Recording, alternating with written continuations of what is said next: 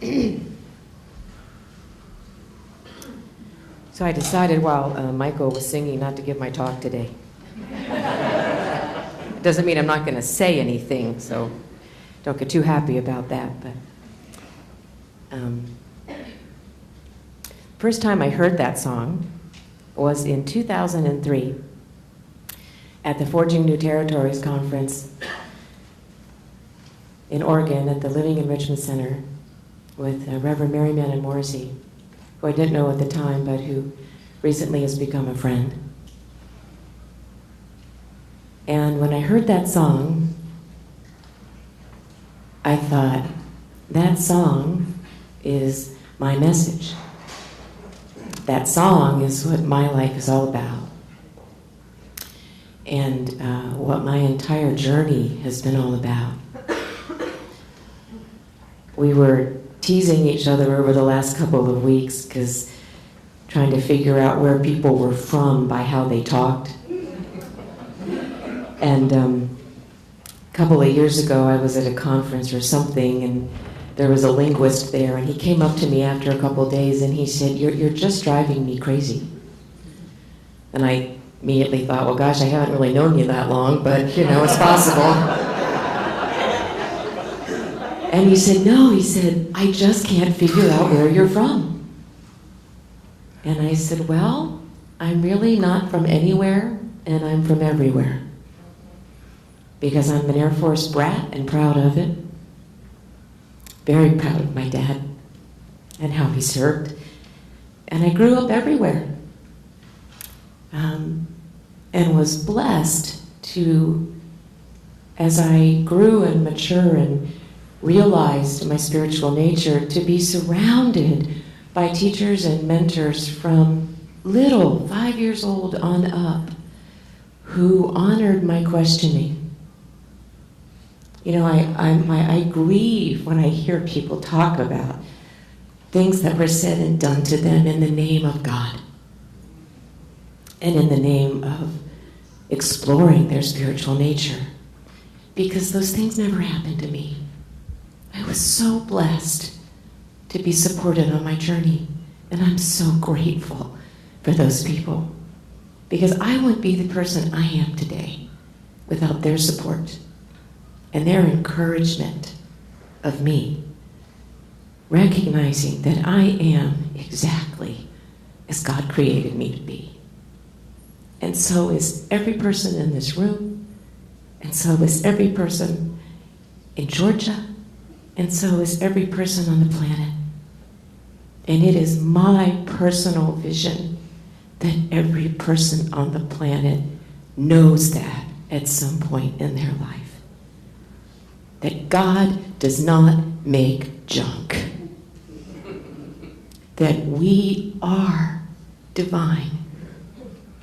And there's nothing sacrilegious about saying that, because every master who ever walked on this planet taught that. We're the ones in our own insecurities and delusions of unworthiness that confuse their teaching, because they came to teach us. Everyone behind me. Come on. Give it up for Yoda. That is on loan from my dear friend Lloyd for a couple of weeks. It was that was actually one of the models for the original movie. And for those of you who are wondering why on earth does that crazy woman have Yoda on the platform, 2 reasons: because one of our values is fun. And the second reason is because Yoda reminds us that wisdom comes in the most unlikely of packages. One of Yoda's major teachings to his students was, we are not just these bodies. He would say it this way: dense matter we are not. Light beings are we. That's what we are. And what we're about here at One World is knowing that for ourselves, so that we can be with one another with that knowing so that we can take that knowing out of this building to where we work and live and play.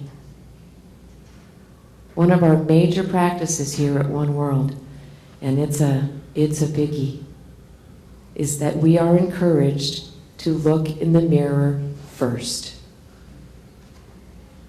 So that if something is up in our lives, as my husband would say, if we get our knickers in a twist, yeah, Gay hates that one, over anything, that we look in the mirror first. Because we really do believe in Unity's third principle. We call it the law of mind action. Thoughts and feelings held in mind produce after their kind. So if there's something in our lives that we don't like here at One World, we don't get to blame anyone else for that. I know, you can hate that as much as we do.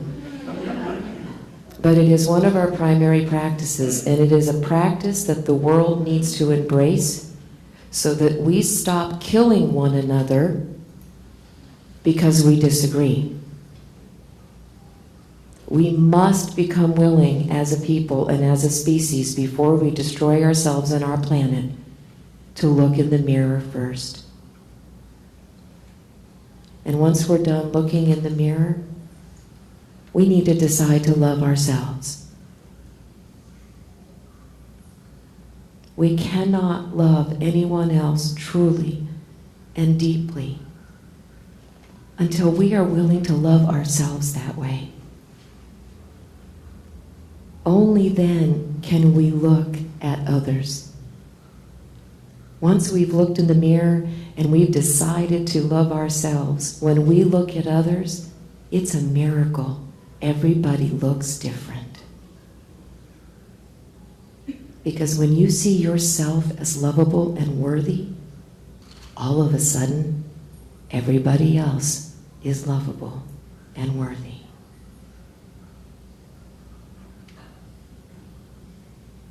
Then we can truly love one another. Not despite ourselves, but because of ourselves. When we get that there's not just one power, but that we are part of that one power, there will be no more war. There will be no more killing in the name of God. Think about that. There will be peace. And don't think that how well we are determined to get along here doesn't have a huge impact on global peace, because it does. And that's what I'm about. And that's what we're about. So thank you for letting me share. And thank you, Michael. Wow. How about if the choir sings us into meditation?